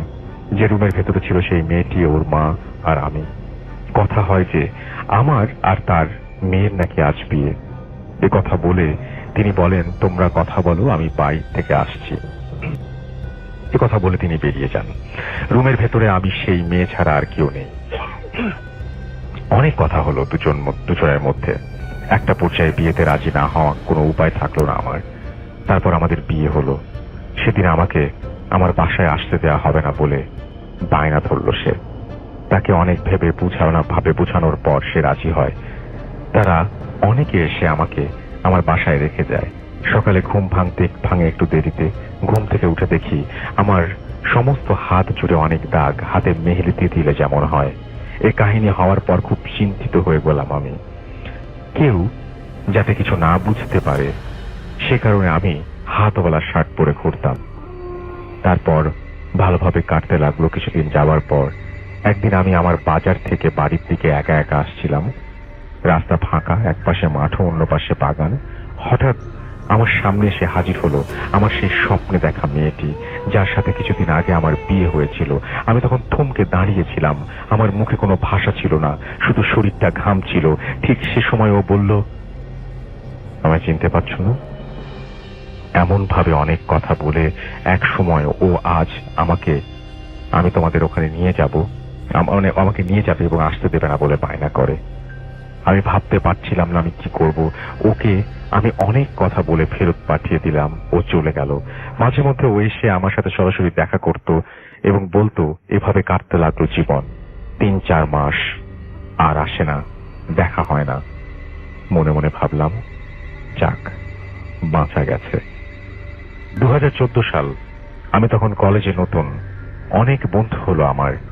একদিন বাসায় ফিরতে অনেক রাত হয়ে যায়, আনুমানিক 10টা থেকে 10:30। এক পায়ে হেঁটে রাস্তা দিয়ে আসছিলাম। রাস্তাটা ছিল ঘন অন্ধকার, চারিদিক থেকে ঝিঝি পোকার ডাক। এক জায়গাতে আসার পর আমার শরীরটা কেন যেন ভারী হয়ে গেল। জায়গাটার বিবরণ না দিলেই নয়। ওই স্থানটির নাম ব্যাপারী দিঘি, কালীতলা, ফাঁকা মাঠ এবং রাস্তা বাদে চারিদিকে কবরস্থান। এমনিতে জায়গাটি সকালে সকলের কাছে ভয়ের ছিল। আমি মনে মনে সাহস জোগাই আর এগোতে থাকলাম বাসার দিকে।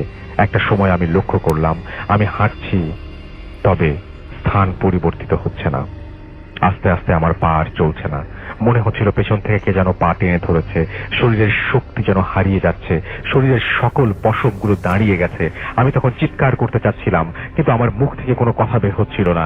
এমন সময় আমি লক্ষ্য করলাম আমি মাটি থেকে উপরের দিকে চলে যাচ্ছি। আমি যতই মাটি থেকে উপরের দিকে চলে যাচ্ছি মনে হচ্ছিল, আমি তখন বুঝতে পারি আমার সাথে আজ বড় খারাপ কিছু ঘটতে চলেছে। তাই আমি আল্লাহকে স্মরণ করি আর যে সকল সূরা পাঠ করতে পারতাম সব পাঠ করতে লাগলাম। এক সময় আস্তে আস্তে মাটিতে আবার নেমে এলাম। এক পা বাড়িয়ে দৌড় মারতেই দেখতে পেলাম সাদা আলো টাইপের কিছু একটা এসে হাজির হলো আমার সামনে। আমি খেয়াল করে দেখলাম সে আর কেউ নয়, সেই মেয়েটি। ওকে দেখার পর আমি আবার সাহস ফিরে পাই। ও আমাকে বলল, কি ভয় পেয়েছো? এভাবে অনেক কথা হয়। এক সময় সে বলে, দেখো, আমি যদি চাই তোমাকে জোর করে নিয়ে যেতে পারি, কিন্তু আমি সেটা এখন করব না। তোমাকে আমি 1 বছর সময় দিলাম। তুমি যদি মন থেকে চাও, যেতে চাও, আমি এসে নিয়ে যাব। আর যদি না চাও তবে শুনে রাখো, তোমার বয়স 24 বছরের ভেতর তোমাকে আমি নিয়ে যাব। কেউ আমাকে ঠেকাতে পারবে না। আমি যদি না পারি তাহলে তোমাকে অনেক ডিস্টার্ব করবো। এভাবে অনেক কথা বলে সে চলে যায়। এই বিষয়টি আমার আর ভালো লাগে না। তাই আমি একজন হুজুরের কাছে যাই। তিনি আমার শরীর বন্ধ করে দেন 24 বছর পর্যন্ত এবং কিছু তেল ও পানি দেন। তিনি বলেছিলেন আর কোনো সমস্যা হবে না। ভালো কাটছিল দিনকাল। 3 বছর কোনো সমস্যা ছাড়াই। বর্তমানে আমার বয়স 22 বছর। 2018 জুলাই মাসের প্রথম দিন আবার সমস্যা শুরু হয়। সরাসরি দেখা দিচ্ছে, কথা বলছে, কিন্তু আমাকে ধরতে পারছে না, শরীর বন্ধ থাকায়। এখন রাতে আমি ঘুমোতে পারছি না। চোখের সামনে ওর ছবি ভাসছে। আমার চেহারা খারাপ হয়ে যাচ্ছে, শরীরের ওজন কমে যাচ্ছে, কিছুতে মন বসছে না। আমি এখন কি করব বুঝতে পারছি না। আপনাদের কাছে কোনো সমাধান থাকলে আমাকে বলবেন প্লিজ। ঘটনাটি পড়ে শোনাবার অনুরোধ রইল। আমার ঘটনাটি সিলেক্ট হলে আমাকে জানাবেন। আজ ইমেইলের মাধ্যমে আপনাদের সাথে আমার জীবনে ঘটে যাওয়া একটি স্মৃতিকাতর ঘটনা শেয়ার করতে যাচ্ছি। আমার হোম টাউন বগুড়ার শিবগঞ্জ উপজেলার পালিকান্তা নামের একটি গ্রামে। উন্নত পড়াশোনার জন্য এসএসসি পাশ করার পর বগুড়া শহরের একটি স্বনামধন্য কলেজে ভর্তি হই এবং ব্যক্তি মালিকানাধীন একটি হোস্টেলে থাকি। রোজ বিকেলে আমরা কয়েকজন বন্ধু মিলে হোস্টেলের পাশের ফাঁকা জমিতে ক্রিকেট খেলি। জমিটির পাশেই ইটের প্রাচীরে ঘেরা একটি পরিত্যক্ত কবরস্থান অবস্থিত। কবরস্থানটি পরিত্যক্ত হওয়ায় এর পরিবেশ ছিল অনেকটা হরর মুভিতে দেখানো বিভিন্ন কবরের দৃশ্যের মতো, দেখলেই গা শিউরে ওঠে। একদিন হলো কি, ক্রিকেট খেলার সময় বলটি ওই কবরস্থানের ভেতরে চলে গেল। আমরা সবাই মিলে অনেক খোঁজাখুঁজির পরও বলটি পাই না। যখন সবাই চলে আসছিলাম, হঠাৎ আমি বলটি একটি আধা ভাঙা কবরের উপরে দেখতে পাই। আমি 7-5 না ভেবে সুবিধা মতো কবরের একটু কাছে গিয়ে বলটি তুলে আনার চেষ্টা করি। এমন সময় কবরের নড়বড়ে বাঁশ ভেঙে আমি কবরের মধ্যে পড়ে যাই। সব বন্ধুরা মিলে আমাকে ধরে ওপরে তুলে আনে। তখন প্রায় মাগরিবের আজান দেয়া শুরু হয়ে গেছে। আমি একটু ভয় পাই, তবে ঘটনাটিকে স্বাভাবিকভাবে নেয়ার চেষ্টা করি।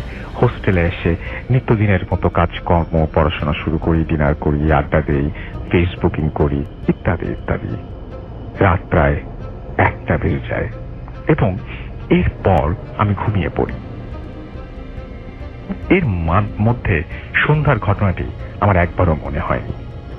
হঠাৎ কুকুর ডাকার শব্দে আমার ঘুম ভেঙে যায়। মনে হচ্ছিল অনেকগুলো কুকুর সেখানে আর্তনাদ করছে। শব্দটা এতই প্রখর ছিল যে মনে হচ্ছিল আমার জানালার পাশে আমাকে উদ্দেশ্য করে এই কুকুরগুলো কাঁদছে। কিন্তু আশ্চর্যের ব্যাপার, আমি কুকুর তাড়ানোর জন্য জানালা খুলতেই সব শব্দ হঠাৎ করেই বন্ধ হয়ে যায়, আর সেখানে কোনো কুকুরই দেখতে পাই না। আমি টর্চ জ্বালিয়ে দেখার চেষ্টা করি, কিন্তু জায়গাটি ছিল একদম ফাঁকা। আমি খুব ভয় পাই এবং জানালা বন্ধ করে রুমের লাইট জ্বালিয়ে ঘুমানোর চেষ্টা করি, কিন্তু কিছুক্ষণ পরে আবারও কুকুরের শব্দ আসতে থাকে। এইবার মনে হচ্ছিল কুকুরগুলো যেন প্রচুর ঝগড়া করছে এবং রুমের দেয়ালে আঘাত করছে।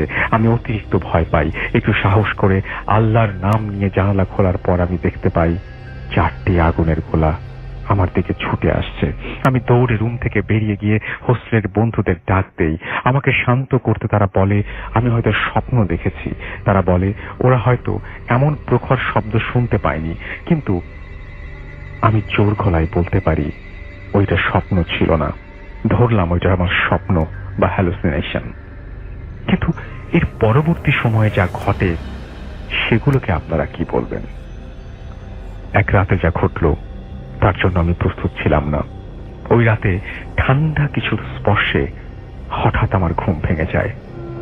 চোখ মেলে দেখি অনেক মোটা আর বড় একটি সাপ আমার বুকের উপর দিয়ে যাচ্ছে। আমি ভয়ে শিউরে উঠি এবং সাপটি আমাকে ক্রস করা মাত্রই আমি দৌড়ে পালিয়ে যাই। পরে মেসের সবাই মিলে অনেক খোঁজার পরেও সাপটির কোনো খোঁজই পাওয়া যায়নি।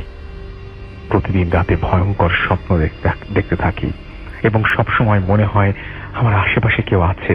মাঝে মাঝে আমার দম বন্ধ হয়ে আসে। একদিন রাত প্রায় 10টার মতো বাজে। আমার বন্ধু দাদুর শেষকৃত্য অর্থাৎ জানাজা শেষ করে হোস্টেলে ফিরছিলাম। পথিমধ্যে সেই কবরের স্থানটি চোখে পড়ে। জ্যোৎস্নার আলোয় কবরস্থানটির দিকে চোখ পড়তে আমি লক্ষ্য করি 4টি সাদা কাপড় পরিহিত মানুষ গোল হয়ে বসে কিছু একটা করছে। আমি আগ্রহবশত দেখার চেষ্টা করি। আমি যা দেখি, লোক 4টি মৃতদেহ থেকে মাংস খুবলে খুবলে খাচ্ছে এবং হঠাৎ একটি লোক লাশটির মাথা আমাকে দেখানোর চেষ্টা করে। আমি লক্ষ্য করি মাথাটি আমার ছিল। আমি এই দৃশ্য সহ্য করতে পারিনি এবং সেখানে অজ্ঞান হয়ে পড়ে যাই। হোস্টেলের ছেলেরা আমাকে সেই রাতে উদ্ধার করে। এরপর আমি 8 জন হুজুরের শরণাপন্ন হই। তিনি বলেন কবরস্থানে থাকা 4টি জিনের আসর পড়েছে আমার উপরে। উনি আমাকে ওই হোস্টেল ত্যাগ করার পরামর্শ দেন আর সাথে কিছু তাবিজ দেন। এতেও কাজ হয়নি। এতদিন এই তো দিন 15 আগে একটা ঘটনার কথা। রুমের লাইট অফ করে শুয়েছিলাম মাত্র। তখন হঠাৎ শুনতে পেলাম জানলার ওপাশ থেকে ফিসফিসানি সুরে কেউ আমার নাম ধরে ডাকছে। এক পর্যায়ে বিরক্ত হয়ে জানালা খুলে দেখি একটা কুৎসিত কালো রক্তমাখা চারমুখলায় জন্তু, যা দেখে আমার পিলে চমকে যায়। মাঝে মাঝে গভীর রাতে অদ্ভুত বাঁশির সুর শুনতে পাই, যা আমি ছাড়া কেউ শুনতে পায় না। এভাবে প্রতিনিয়ত আমার সাথে বিভিন্ন ভয়ঙ্কর ঘটনা ঘটেই চলেছে। এর থেকে আমি যে কবে পরিত্রাণ পাব তা আল্লাহই ভালো জানেন। সবাই দোয়া করবেন যাতে আমি এর থেকে খুব তাড়াতাড়ি পরিত্রাণ পাই। ধন্যবাদ আমার এই ঘটনাটি শেয়ার করার জন্য। ভূত এফএম দীর্ঘজীবী হোক। আপনাদের সৈকত, বগুড়া। আমি মোল্লা। আমি সৌদি আরবে আছি 5 বছর। আমার দেশের বাড়ি মুন্সিগঞ্জে। আমি যে ঘটনাটি বলবো এটি 3 মাস আগে আমার সাথেই ঘটে যাওয়া একটি ঘটনা। আমি ঘটনা শুরু করছি। বলে নেওয়া ভালো, আমি পেশায় একজন দর্জি। আমার সৌদিতে 5 বছর ধরে বোরকা সেলাইয়ের কাজ করি। মূলত আমার ঘটনাটি একটি সেলাই মেশিনকে নিয়ে। 4 মাস আগে আমি এই কারখানায় কাজ নেই। আমাকে যে মেশিনটি দেয়া হলো কাজের জন্য, এটিতে কিছু সমস্যা থাকার কারণে আমি মুদির অর্থাৎ মহাজনকে বলি একটি সেকেন্ড মানে একটা মেশিনের ব্র্যান্ড নাম তিনি বলেছেন, সেই নামটা আমি নাই বলি, মেশিন কিনে আনতে। আমি মেশিন সম্বন্ধে ভালো বুঝি। আগেরটা ঠিক করিয়ে যে তেমন লাভ হবে না বুঝেছিলাম। যেই কথা সেই কাজ। মুদির আমাকে নিয়ে গেল একটি মেশিনের দোকানে, সেই স্পেসিফিক সেই ব্র্যান্ডের মেশিনের দোকানে, এবং কয়েকটা মেশিন চালিয়ে দেখলাম, কিন্তু আমার পছন্দ হলো না। দোকানদার ছিল পাকিস্তানি। সে তার ভাষায় আমার বয়সে একটা ছেলেকে ডেকে বলল ঘরের ভেতরের মেশিনটি দেখাতে।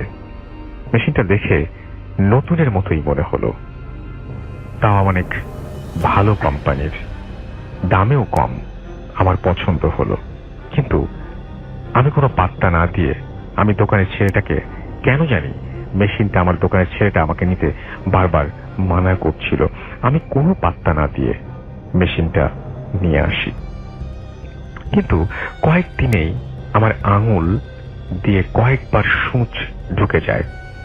সতর্ক থাকার পরেও কিভাবে যেন সেই সূচ ঢুকে যায়। হঠাৎ এরপর একদিন লক্ষ্য করি সকালে মেশিনটা চালু। প্রথমত নিজের ভুল ভেবে এড়িয়ে যাই, কিন্তু প্রতিদিনই চালু দেখতে পাই। নিশ্চিত হই এটা আমার ভুল না। অতঃপর সবাইকে জিজ্ঞাসা করি তারা কেউ চালু করেছে কিনা। তারা না করলো। হঠাৎ একদিন আমি নিজেই খেয়াল করি মেশিনটা চালু হয়ে গেল। আমি মেশিন রুমে একা ঘুমাই, লাইট জ্বালিয়ে দেখলাম অন্য রুমে সবাই, এবং কিন্তু মেশিনটা চালু করলো কে? এর পরের দিন আমি মেশিনের কারেন্টের যে লাইন, ইলেকট্রিসিটির যে লাইন, সেটি খুলে রাখি। অবাক করা বিষয়, ওই দিন রাতেও খেয়াল করি মেশিন আপনা আপনি চালু হয়ে গেল, এবং সুইচ দেওয়ার আওয়াজটাও খেয়াল করি আমি। অর্থাৎ কেউ সুইচ দেয়, সেটা মনে হয় তিনি বোঝাতে চাচ্ছেন। এবং তার পরের দিন থেকে আমার সাথেই কাজ করে আমার এক মামা, তাকে নিয়ে আমি ঘুমাই। তিনি ব্যাপারটা লক্ষ্য করলেন। একদিন মামা লক্ষ্য করেন আমার মেশিনের সামনে 4-5 বছরের একটা ছায়া মূর্তি। একদিন শুক্রবার আমি বাসায় ঢোকার সময় বাহির থেকে লক করে দিয়ে যাই, কিন্তু দরজা খুলছে না। মনে হচ্ছিল ভেতর থেকে কেউ ধাক্কা দিয়ে ধরে রেখেছে। কিছুক্ষণ পরে এমনি খুলে গেল দরজা। ভেতরে এসে দেখি কেউ নেই, কিন্তু আমার মেশিনটা এই মাত্র যেন কেউ বন্ধ করেছে। এমন আরো অনেক কিছুই একে একে সবাই লক্ষ্য করি। একটা সময় সবাই বলে মেশিনটা বদলিয়ে আনতে। মেশিনটা বদলিয়ে আনার সময় দোকানে আমার বয়সী সেই ছেলেটা আমাকে বলল আগেই মানা করেছিলাম এটা নিতে। বুঝলাম এই মেশিনটার কোনো একটা কাহিনী আছে। আমি ছেলেটাকে জোর করে কাহিনীটা জানতে চাইলে এক পর্যায়ে ছেলেটি বলতে রাজি হলো। সে যেভাবে বলেছে তার মতো করেই বলছি। একদিন এক ইয়ামিনী লোক এই মেশিনটা বিক্রি করতে নিয়ে আসে তাদের দোকানে। এই মেশিনটা তার স্ত্রী ছিল। তাদের একটা 4-5 বছরের মেয়ে ছিল। বাচ্চা মেয়ে সারাদিন তার মা আর মেশিন নিয়ে খেলা করে, এবং চালু করে এবং এবং চালু করে চালানোর চেষ্টা করে। অসতর্কভাবে আঙুল দিয়ে কয়েকবার সূচ ঢুকে যাওয়াতে তারা মেশিনটি বিক্রি করতে নিয়ে আসে। বিক্রি করে যাওয়ার সময় দোকানের সামনেই বাচ্চাটা একটা গাড়ির সাথে খারাপভাবে অ্যাক্সিডেন্ট করে। সাথে সাথে হাসপাতালে নিয়ে যাওয়া হলেও মনে হয় সে বেশি দিন বাঁচেনি। মেয়েটির সারাদিনের খেলার সঙ্গে এই মেশিনটা থাকার কারণে হয়তো তার কোনো একটা তার সঙ্গে জিন বা কিছু একটা মেশিনটি ছেড়ে যায়নি। এই মেশিনটা আরো 4 জন কিনে নিয়ে আবার ফেরত দিয়ে গিয়েছেন, কিন্তু কিনে নিয়ে গিয়েছিল, কিন্তু তারা 1 সপ্তাহের মধ্যেই ফেরত দিয়ে গেছেন। এবং আমি একমাত্র ব্যক্তি, অর্থাৎ আপনি একমাত্র ব্যক্তি যিনি 1 মাস পরে আসলেন। এই ঘটনার কোনো প্রমাণ হয়তো আমি দিতে পারবো না, কিন্তু আমার রুম, তার প্রতিটি মানুষ এই ঘটনার সাক্ষী। ঘটনাটা ভালো লাগলে পড়ে শোনাবেন। আমার কাছে আমার নিজের সাথে ঘটা এবং আমার জানা আরো অনেক ঘটনাই আছে, সময় হলে লিখে পাঠাবো। আমি নওগাঁ জেলার পত্নীতলা উপজেলার একটি গ্রাম থেকে বলছি। আমি সরকারি চাকরি করি, তাই স্টুডিওতে যাওয়ার মতো সুযোগ হবে না। ঘটনাটি ভালো লাগলে আপনি পড়ে শোনাবেন। নিচে আমার নাম ঠিকানা দিলাম, প্রকাশ না করার জন্য অনুরোধ রইল। ঘটনাটি আমার না, আমার এক নানির সঙ্গে ঘটে যাওয়া একটি ঘটনা।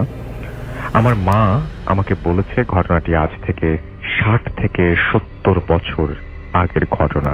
আমার সেই নানি ছিল খুবই গরিব একজন মানুষ। সে মানুষের বাড়িতে বাড়িতে গিয়ে বাচ্চা প্রসবের কাজ করত। ঘটনাটি ঘটেছে খুব শীতের একটি রাতে। নানি প্রতিদিনের মতো রাতের খাবার শেষ করে ঘুমিয়ে পড়েছিলেন। রাত যে কয়টা বেজেছিল আমার নানির মনে ছিল না, তখন ঘড়িও ছিল না। হঠাৎ করে নানির জানালায় টক টক করে কে যেন টোকা দেয়। তারপর নানিকে উঠতে বলে। তারপর নানি বলে, কে? সেই লোকটি বলে সে পাশের গ্রাম থেকে এসেছে, তার খুবই বিপদ, তার স্ত্রীর সন্তান সম্ভবা খুব কষ্টে ছটফট করছে, তাকে যেতেই হবে। নানি যেতে না চাইলেও নানি আর লোকটির কথা ফেলতে পারে না। সে বাড়ি থেকে উঠে লোকটির পিছু পিছু রওনা হলো। রাজ্যে কত ছিল নানির সেটাও মনে নেই। নানি দেখছিল লোকটি তার থেকে একটু দূরে দূরে হাঁটছিল। নানি বুড়ো মানুষ, সেই মতো করে হাঁটতে পারছিল না। লোকটিকে বলল, আমি বুড়ো মানুষ, আপনার মতো হাঁটতে পারছি না, আপনি একটু আসতে চান। আবার বলল, আর কত দূর যেতে হবে? লোকটি বলল, সামনেই রাস্তা। নানি দেখল গ্রামের মধ্যে জঙ্গলের ভেতর দিকে সে নানিকে নিয়ে যাচ্ছে। আর একটু ভেতরের দিকে যেতেই দেখল সামনে খুবই বড় একটা পুকুর। লোকটি পুকুরের পাড় বেয়ে নিচের দিকে নেমে যাচ্ছে। এখন তার সাথে কি হচ্ছিল সেটা মোটেও বুঝতে পারেনি, কিন্তু লোকটি পুকুরের ভেতর দিকে নেমে যেতেই নানি বুঝতে পারল যে তার সাথে আজকে খুব খারাপ কিছু হতে চলেছে। নানির এই প্রচন্ড শীতের মধ্যেও গা থেকে ঘাম ঝরতে লাগলো। নানি মনে মনে ভাবল, এই অবস্থায় যদি এখান থেকে চলে যাই তাহলে সে আমার ক্ষতি করতে পারে। তাই সে মনে মনে সাহস সঞ্চয় করে লোকটির পিছু পিছু রওনা দেন এবং নানি দেখতে পান যে লোকটি যাওয়ার সঙ্গে সঙ্গে আর পানি নেই, সেখানে সুন্দর রাস্তা, আর সেই রাস্তা বেয়ে লোকটি হেঁটে চলেছে। সেখানে কিছুক্ষণ হাঁটার পর নানি দেখতে পান খুব সুন্দর একটা বাড়ি, ঠিক যেন রাজপ্রাসাদের মতো, যেন কোনো শিল্পীর নিখুঁত হাতের তৈরি। বাড়ির সামনে অনেক লোকজন, আর ভেতর থেকে একজন মহিলার খুব কষ্টে ভরা কান্নার আওয়াজ আসছে।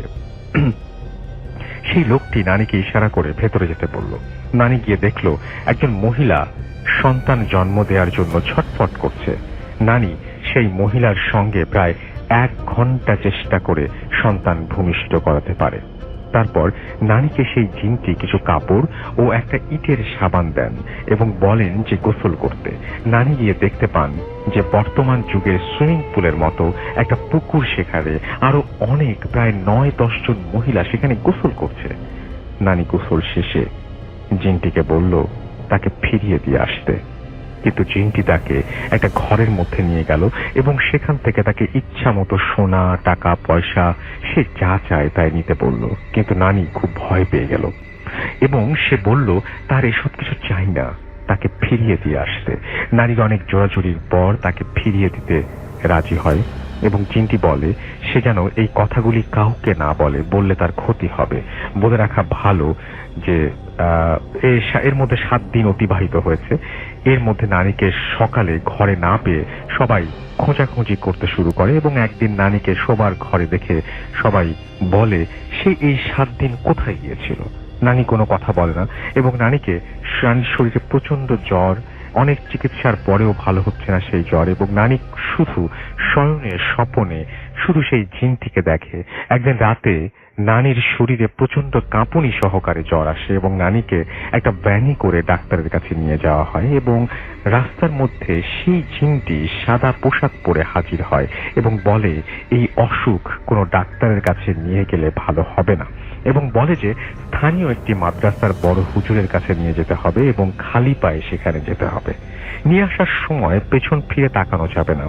তার কথা মতো সেই হুজুরের কাছে সে যায় এবং পানি নিয়ে আসে এবং তারপর আরো অসুখ বেশি হয়। তার ঠিক 3 দিন পর আবার সেই জিনটি নারীর ঘরে আসে এবং বলে তারা জুতা পরে সেখানে গিয়েছিল, সেই জন্য অসুখ বেশি হয়েছে, আবার যেতে বলল। তারপর পানি নিয়ে আসে এবং নানি পানি পান করতে শুরু করেন। তার কিছুদিন পর সেই লোকটি মাঝে মাঝে সেই নানির কাছে আসতো এবং তাকে অনেক কিছু দিতে চাইতো, কিন্তু নানি সেটা নিতে চাইতো না।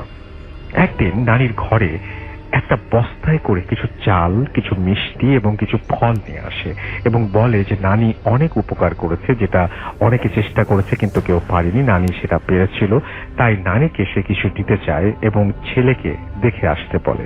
সেদিন নাকি তার ছেলের একটা অনুষ্ঠান হয়েছিল কিন্তু নানি রাজি হয় না। তার কিছুদিন পর আবার সে আসে এবং বলে তার শাড়ির আঁচল পাততে এবং সেখানে সেই জিনটি কিছু পয়সা দিয়ে যায়। তারপর থেকে সেই নানির আর্থিক অবস্থা ধীরে ধীরে অনেক ভালো হতে থাকে।